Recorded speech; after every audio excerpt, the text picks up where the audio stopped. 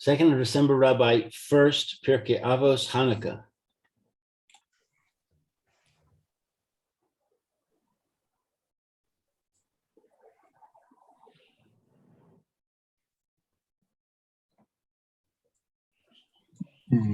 Okay, good morning. Good morning. Rabbi. How are you? Good morning, Roy. Good morning, Barry. Good morning, Lou. Good morning, Rabbi Aaron. Good to see everyone here. Okay, this is Rabbi Shlomo Furst here at Sivas Namanavshi in Yerushalayim Care of Zoom, our first year in the morning. We are learning about some points in Al Nisim.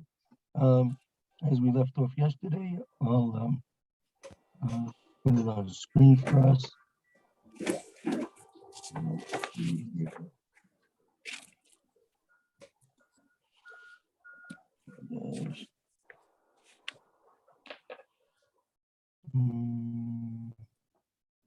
Okay, very good.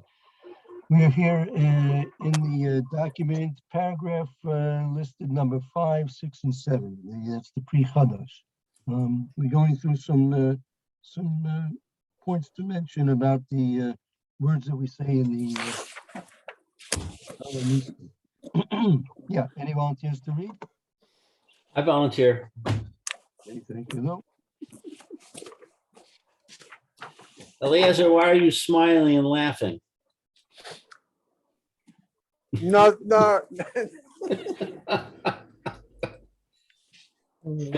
The dak be'archos Orchos Chaim. Vidaktek, he was analytical. Vidaktek, he was analytical. The Orchos Chaim. This because a lot of people are sleeping. Huh. There's a lot of sleeping people. The Orchos Chaim was analytical.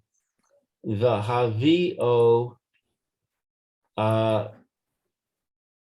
Habeis Yosef. Habeis Yosef, and he brings the Beis Yosef. That's the Mechaber of Yosef Cairo. He wrote the Shulchan Aruch, right? Right. Lama Amar Zadim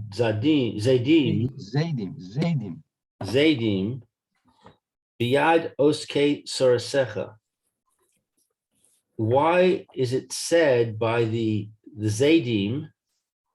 So why do we say that as part of Al Nisim? Why do you say Zaydim al Yad Oske Torah Seka? Why is that part of Al Nisim?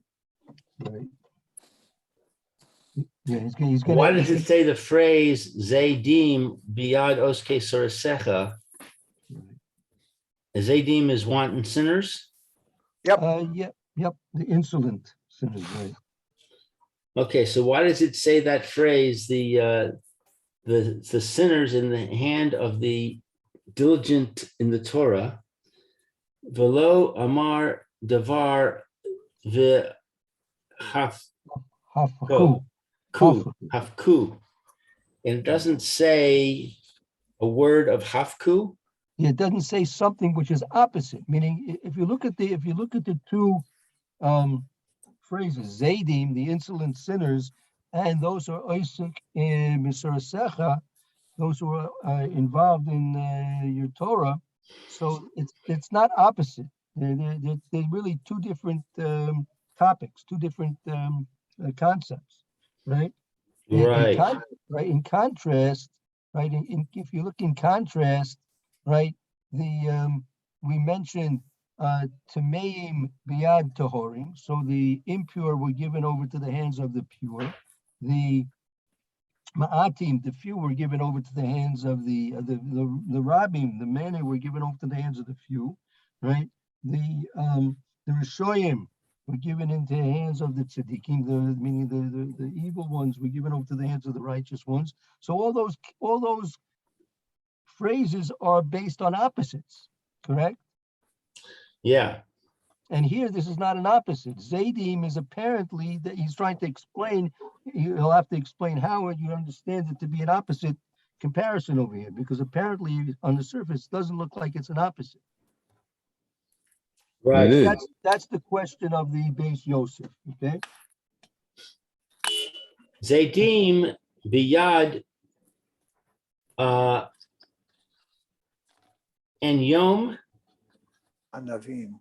Anavim, sinners in the hand of the humble. Right, that would have been an opposite phrase, right? The insolent in the hands of the humble. That's what it should have said.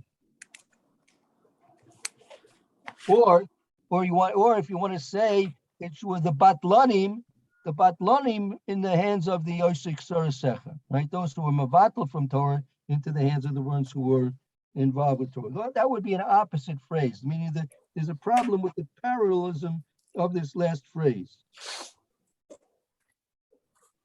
No, shikasuv b'chol Right. Understood, Barry? ha'acherim. It's understood? No, I'm not sure. Okay, Can I hear it again? right.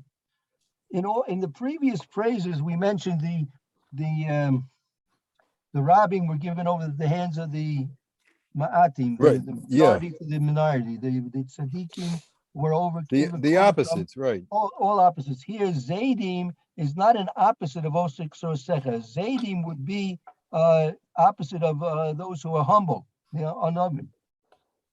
So that's what it should have said. Okay, That's So what it question- seems like on the surface. that's exactly. Right. Okay, so the humble in the hands of, I'm sorry, the insolent in the hands of the humble. Kamo, like it is written in all ha'acharim. And all of the other, meaning all the other phrases were opposite parallelisms, right? Right. And here, this last phrase is not an opposite parallelism. The efshar mishum delo efshar lehios kol kach anavim. And maybe it's because that it's not possible to be so humble. Right, meaning the situation that the Hashmonaim faced was they had to go out to war. Right? So it's very hard to maintain a status of being humble when a person's going out to war. Right? Have to be they were tzaddikim, they were very high madrigas, but to be an anav, it's very, very hard to remain in a status of being an anav if a person's going out and waging war. So that could be one answer.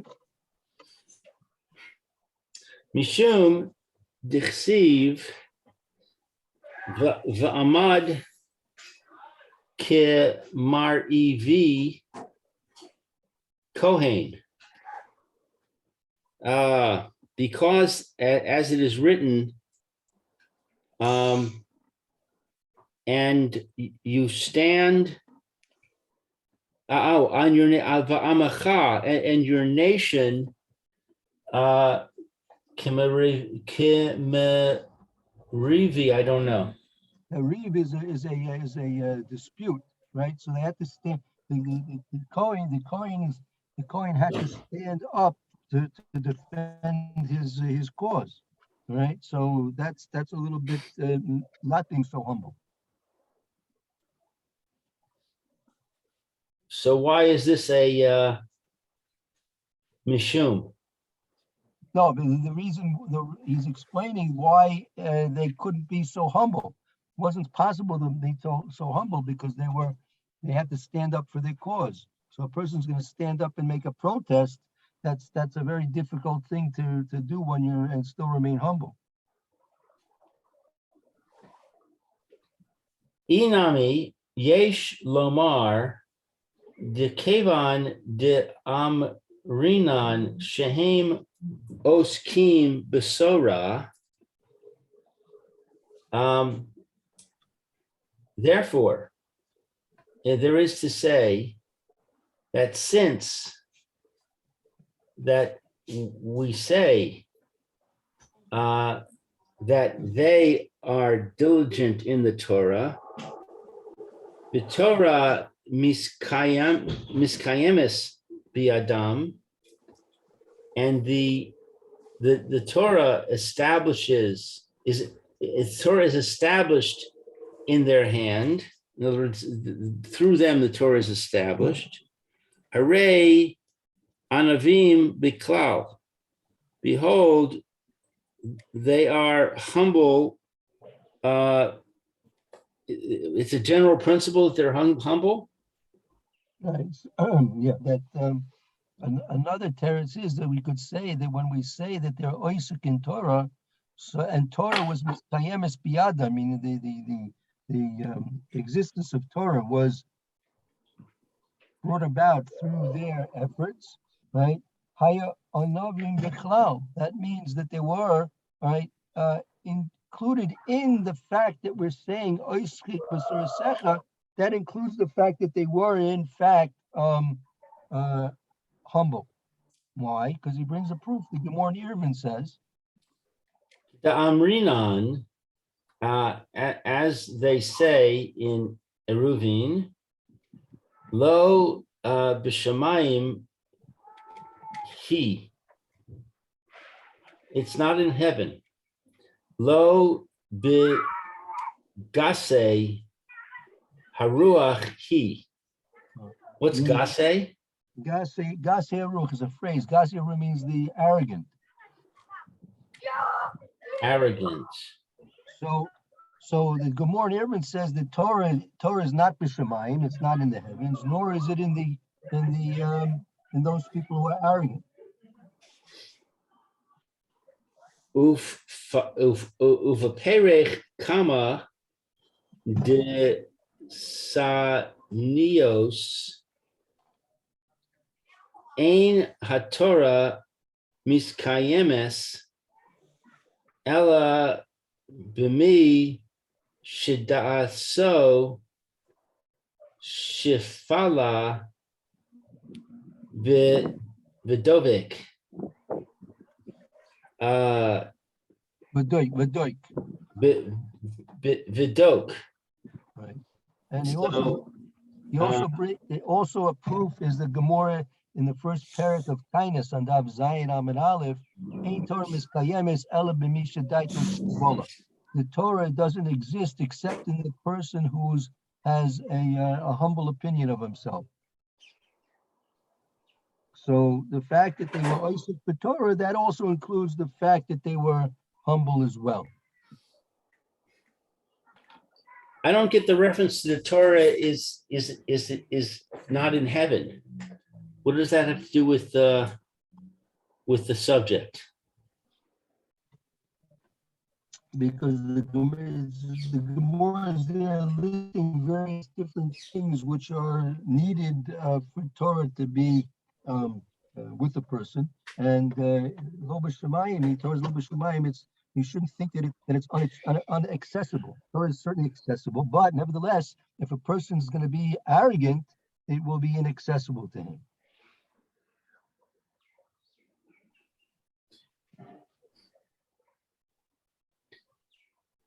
So in other words, that principle says that the Torah is not far away. Right. And therefore, I'm still not clear. It's not far away, and therefore you have to be humble. No, the Torah is accessible, but if a person is going to be arrogant, it'll become inaccessible to him. I see. All right, weiter. Yeah. So that's so again, just to review the question and the answer. The question was: we see that there's an existing parallelism of opposites in the four phrases mentioned before this last phrase of Zaydim Biad Oski Sursecha. And so why isn't this in a parallelization? So number one, the first teretz is that it couldn't be in parallelization because to go out and wage war would be very difficult to do if they were humble. And the second teretz is no, in fact, it is parallel And they were in fact humble, because the fact that they were Osik in Torah, that means that they must have been humble. So it's just a different way of saying that the Zaydim were given over to those people who are humble. Because if you say that they were Osik in Torah, that means it was also, they must have had a level of humbleness as well. Two different teruts. Okay. Okay, Now 8 is just telling us that the name of the Pri Megadim, right? right. Prima Gudin, that's a little bit of his background there. Then 11 is the main paragraph. Uma she omrim zaydim biyad oskei torasecha. And what is it that it says that the insolent sinners are in the hands of the diligent in the Torah? That's right. So, okay, so what does it mean to say that what does that phrase mean? Okay. Why does he put oske in quotes? Because he wants to emphasize that phrase. What's the emphasis of Osek, the Torah says?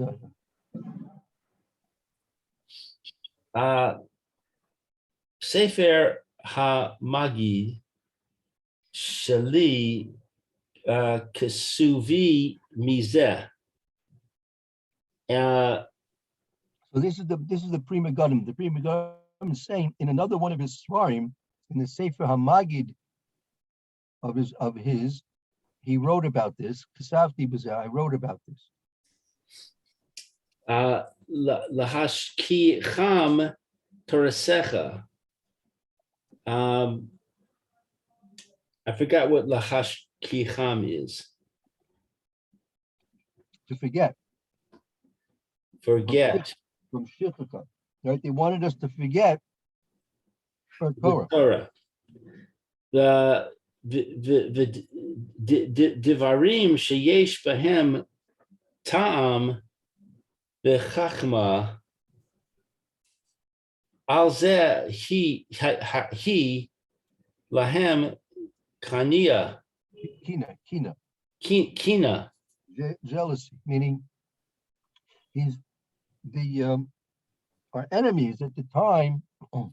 So those aspects of Torah which contain wisdom and are sensible, meaning according to there's a certain logic to them.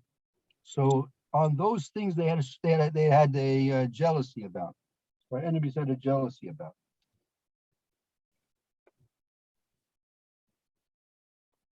Okay, so al derech Devarim. Devarim is a Mishnah. That's a puzzle. No, Al Derech, according to what we can find there in the pasuk in Devarim, Perek Daled pasuk Vav. Oh, Devarim. Okay. He chacha mas scham uvi in sachem le'enei ha'amim, because it is their wisdom, your wisdom and your wisdom and your insightfulness. And your insightfulness in the eyes of the nations. Right, the Torah is in the eyes of the nations evidence of our wisdom and our insightfulness.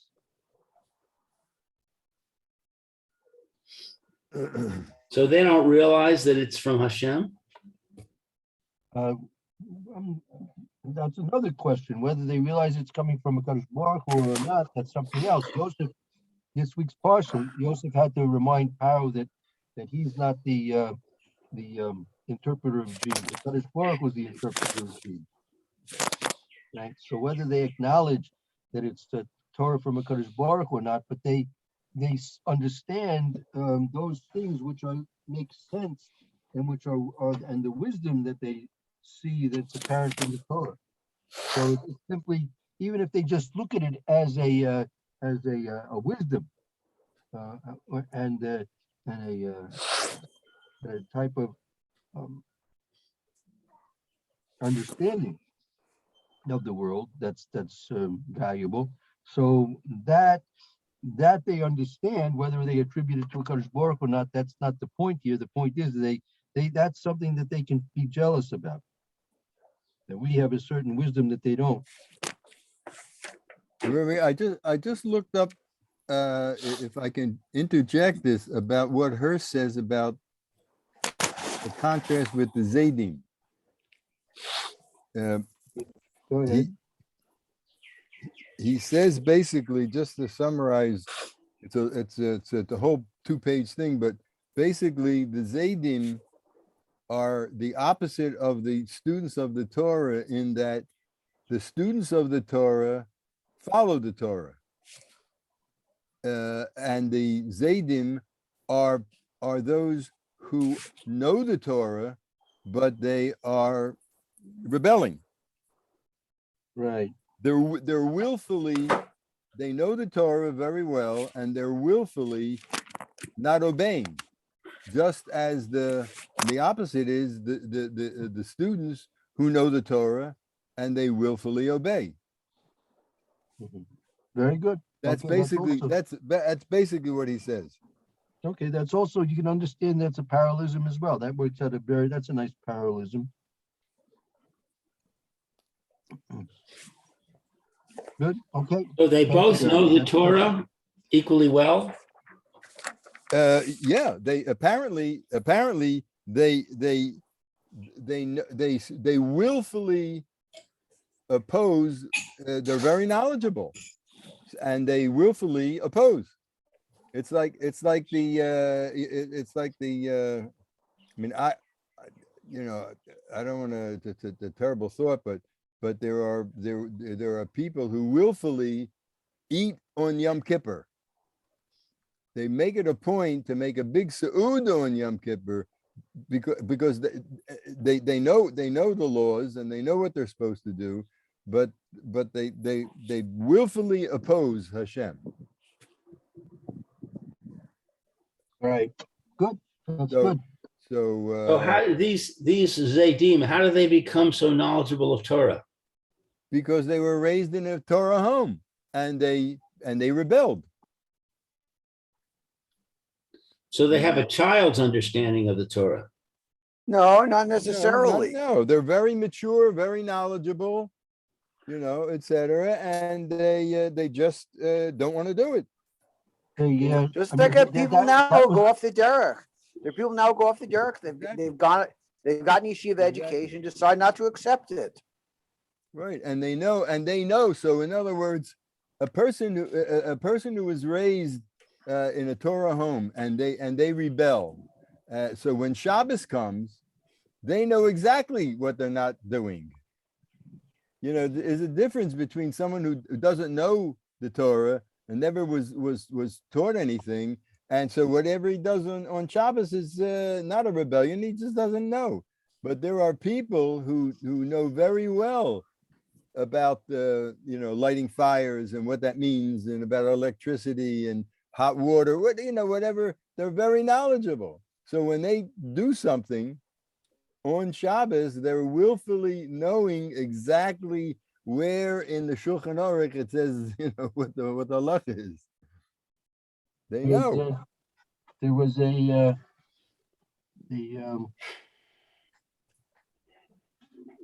Haskalah, the Maskilim. That was the case with many. 150 years ago, to even 200 years ago, any Jew that was alive had a religious education. There was no Jew that was not right uneducated in Torah. And then through the socialists and other groups that came about, the nationalists, they were weaned away from Torah, the Torah that they had in their youth, even when they were young men. The Rav Miller, Zechron Livracha, in his Sefer on the Holocaust, he cites an incident that took place from the yeshiva in Slobodka. Now, if you know anything about yeshivas, Slobodka is a very, very high echelon yeshiva. So I'll write to you. I'll read to you what he says. He says Rav Miller says a former yeshiva student.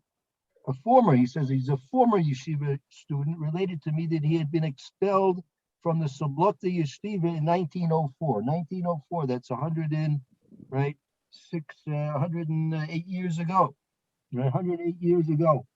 He was expelled from the Slobodka yeshiva. It was a time of revolution in the yeshivas. In Slobodka, one of the students got up with a revolver. He had a revolver and threatened the Rosh Yeshiva. He stood on the bima and preached socialism to the yeshiva in the presence of the Rosh Yeshiva and all the students. Whoa. At gunpoint. He stood on the beam with a gun, and he said his socialist drasha to the yeshiva.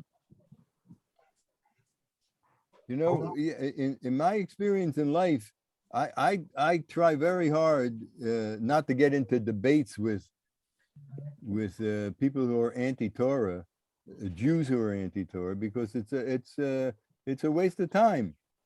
You're not going to change their mind. But I found that the few times that I did engage that person, the ones who give you the strongest arguments against the Torah are the ones who know the Torah. Yeah. They know all the ins and outs and all the questions, all the shilas, you know. So yeah. The Alter from the Vardik, he was also very active in trying to combat that time also, 1904. That's when he lived at the same time. He was very active in trying to combat the unfortunate tide of atheism that had crept into the Jewish people at the time. And so he many times people would come, the atheists, Maskilim, would come to debate with him, right? So he said he would only debate with them on the condition that if he wins the debate, they're going to take off their short jacket and put on a kapata and a Hamburg. That he wanted to know and let them know at the very beginning that we're not having a philosophical debate over here. That we're debating something that has to do with your life. That if you understand the truth of what I'm saying, that means you're going to have to change your life. And if they were willing to debate with him on that condition, he would debate with them. But if they simply just came to have a intellectual discussion, so he wasn't interested. That's just a waste of time. You know, I once had a debate with someone who was exactly that type of person, and during the course of the debate, I could see that I had given him a very convincing argument or presentation, and I could see that he saw that what he was doing was meaningless, is false. And he said to me, I can't accept what you're saying. He says, because if I say you win and I accept what you're saying, then I have to do what you do. And I don't want to do it. That's the main motivation. That's what's motivating them, that they simply don't want to do it. So they'll look that's what the Mesilas Yesharim says. The Mesilas Yesharim says in the very beginning, right, that there are two types of mistakes that the Yetzer Hara causes the person to make. He says that he uses a mashal that it's similar to darkness. So darkness can make a person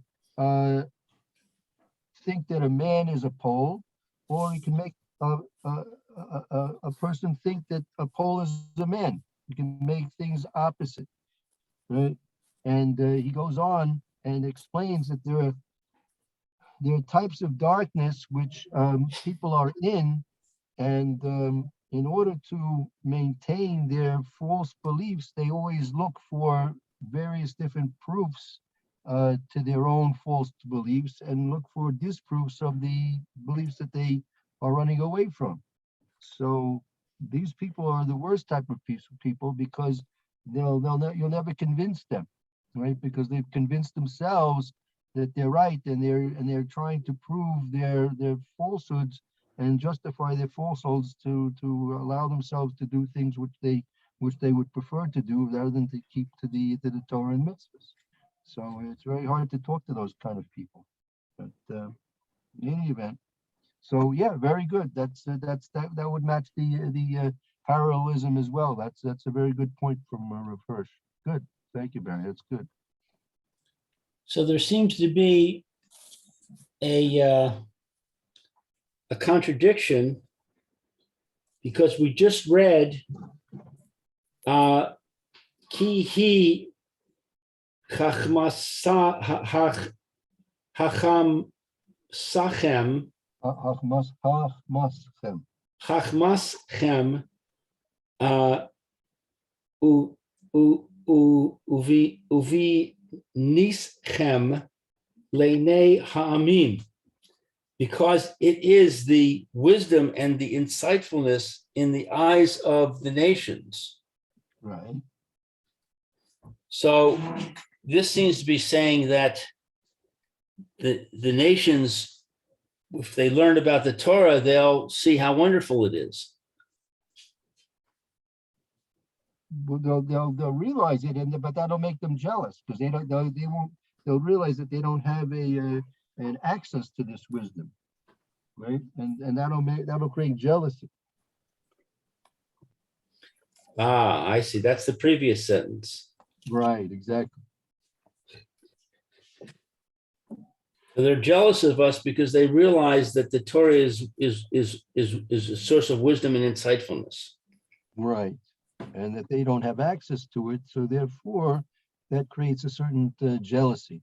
So therefore they were the Zadim, they were is the Isaac. He's going to explain why we're dealing specifically with those who are Isaac, those who are actually involved, deeply involved in learning the Torah.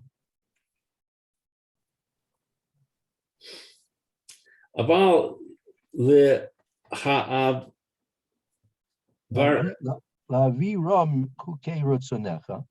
Lahaviram chukei ritzonecha. What is ha'aviram? Have them like from Avera to transgress. They wanted us to transgress the decrees of your willful decrees, of Kadosh Baruch Hu's decrees. Adarabba. I mean, they set out to do different things, right? And that's that we say in the Alanishon. They set out to have us transgress the chukim and to forget his Torah. They set out to do various different things. They had different strategies. So what's the aval? The aval is referring to those people that realize that the Torah is wise and insightful?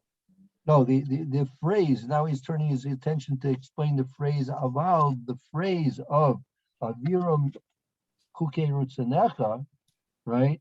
What was the motivation for that? Meaning, okay, we understand because of the jealousy that they had that we have Torah and they don't, so they would want us to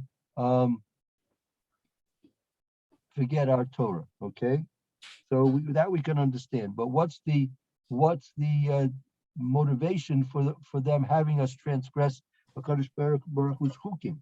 Meaning, there's no the difference, but the basic difference between a chok and say a mishpatim and such is a chok really doesn't have any particular necessarily logical reason behind it. It's simply a decree from HaKadosh Baruch Hu not to wear shatnez, right? So why does it have to be specifically wool and flax? Why couldn't it be cotton and flax, right? right? Why does this specifically have to be wool and flax? So if you look high and low, you're not going to find there are reasons that are given, but you're not going to find a truly intelligently sensible, logical reason why it has to be specifically flax and specifically wool, right? So they're not jealous of that. That's simply you're just following blindly your rituals. That's nothing to be jealous about right? Right. So why would they have anything against the hukim of Hashem? That's the question.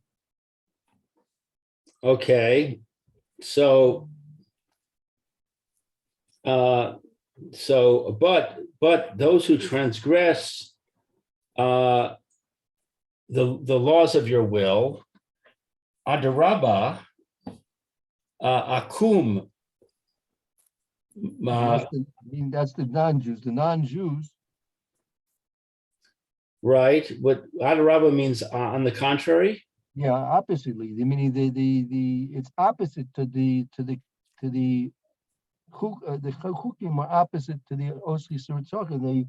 Because this osik b'sortzach is because of their jealousy, but there's nothing for them to be jealous about the chukim. So why did they have anything against the chukim?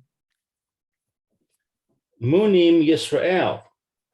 Moni means that they criticize Israel. The non-Jews criticize the Jews for that. Why milk and meat? What's this point about not eating milk and meat? It's strange. It's just superstitious. It's ritualism. There's no sense to it. Milk and meat, right? Flax and wool. They make fun of us because of that. There's no jealousy there. They're not jealous of those things. So why should they care if we keep the chukim or not? Why were they intentionally trying to make us go against the chukim of HaKadosh Baruch Hu's will? V'anu osim la'asos ritzon Hashem levad, and we do the doing of the will of Hashem alone. Right. We're simply happy. We're simply happy to follow the will of Hashem. Okay. Hashem doesn't want us to wear wool and flax, so we won't wear wool and flax. He doesn't want us to eat milk and meat, so we won't eat milk and meat. We don't need to have reasons for these things. The fact that HaKadosh Baruch Hu decrees that we don't do it, that's enough for us. HaKadosh Baruch Hu is our creator. He's the Borei Olam, created everything in the world. He maintains and sustains everything in the world. He did so many things for us, took us out of Mitzrayim, gave us his Torah, brought us to Israel, all the things that we make reference to that the Kadosh Baruch Hu did. So he doesn't want us to do something. He doesn't want us to do something. If a person's a guest in somebody's house, right? And he says, listen, don't leave the newspaper on the table. So okay, it doesn't make sense to me. Why can't I put the newspaper on the table? It doesn't matter if there's no sense. Your host doesn't want you to put the newspaper on the table. So if you're a good guest, you'll keep to the desires of the host that you're living by. Same way, you're living in a Kadosh Baruch Hu's world.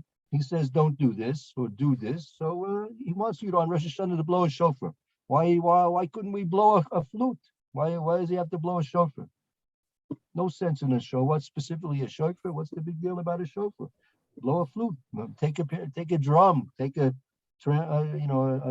cymbal, and clap some cymbals together, and do that on Rosh Hashanah. What's the big deal of a shofar? Kadosh Baruch Hu's the Borei, he's the boss. We listen to the boss. That's all.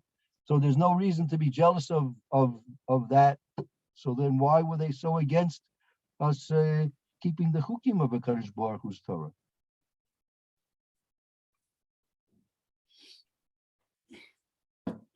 Okay, so Bli Tam, without a reason. They don't do the will of Hashem without reason. Anu, doesn't mean anu. Anu, we we simply do the will of Hashem without any reason. We don't need any reason why we should do it and why it should be. It's simply enough that Right, we. I see.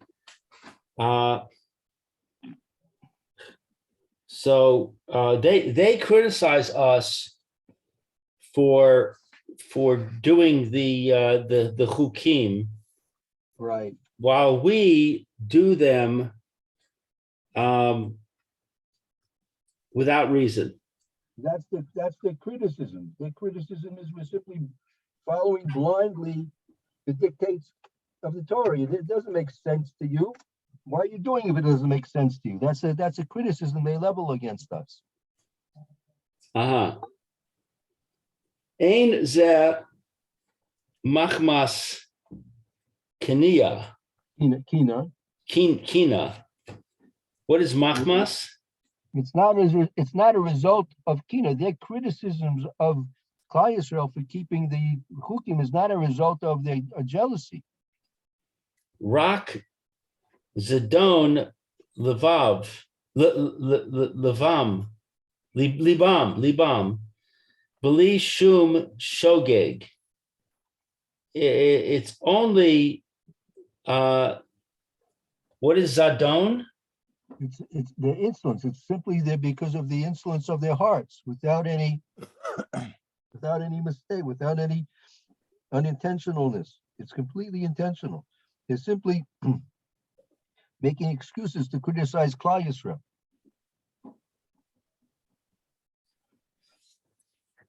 Right.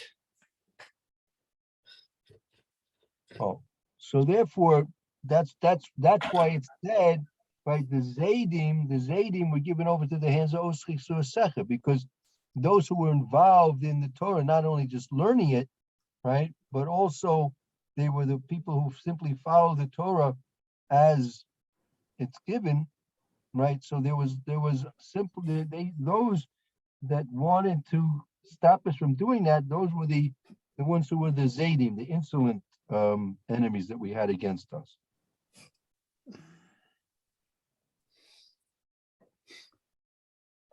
Okay. I guess we have time for one more. Let's see paragraph 12. Va'ata b'rachamecha harabim amadta be'es sarasam. And you, in your abundant mercy, stood up in the time of their distress. Afal gav shalo hakidimo tefila litzara. Even though, what is hakadima? Even though they didn't proceed, even though they didn't precede prayer before the outcry or the suffering. Even though they did not precede prayer for the suffering. Before the suffering. Before the suffering. Before the suffering. Right. It says because it says Viata barachamecha rabim amadata be'es sarasam. And you, HaKadosh Baruch Hu, with your great compassion, stood by them at the time of their distress. Oh, wait a second. Proceed before is redundant. Maybe I'm misunderstanding. What is hakdimo? It didn't precede tefillah before the distress. Tefillah. Okay, so where's you getting the word before in there? It's all it's included in the hakdimo. Hakdimo is precede before. Hakdimo. It didn't precede tefillah before the distress. Okay, I see. Raftat nikmas kule. So that's the Raftat et rivam nikamta es nikmasam. Right. Shalo al pi derech hateva. This is not in accordance with the way of nature. Right. All these things that Hashem did for us, all these things took place without the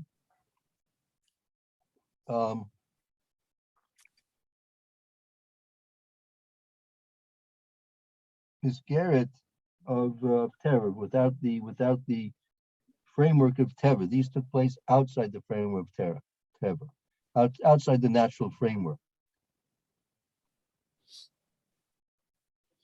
Rak nes me for some. Only the miracle was publicized. It was a public miracle, meaning the miracles that Hashem did for us at the time, they were public, open, right, astounding miracles. Shaharei Maseres Giborim B'chalashim. That behold, what is Maseres? That they were given over to the mighty ones into the hands of the weak ones.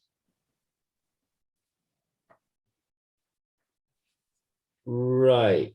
Okay. Virabim b'ma'atim, and the many into the few. V'taharim biad toharim. I'm sorry. V'timeim biad toharim. The impure into the hands of the pure. Al pi ma shekasuv, according to that which is written, bizohar, in the Zohar, Hakadosh, the holy Zohar, Kaf Vav, Bevadai al pi nes he. Certainly it was a miracle. Very good.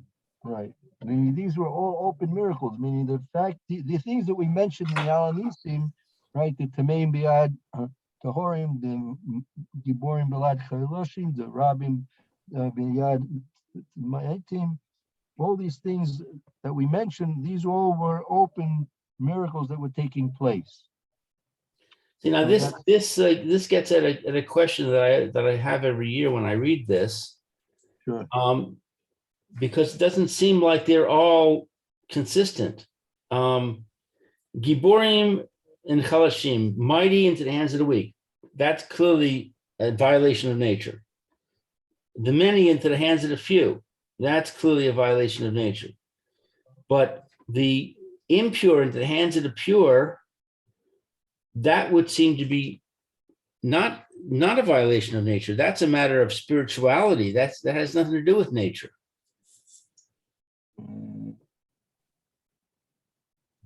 Okay, I think the question's asked. I remember seeing this question somewhere along the line. I'll have to take a look at it. Isn't that physical purity? When we say someone's impure, doesn't that suggest some kind of action that they took which causes them, to be tamei?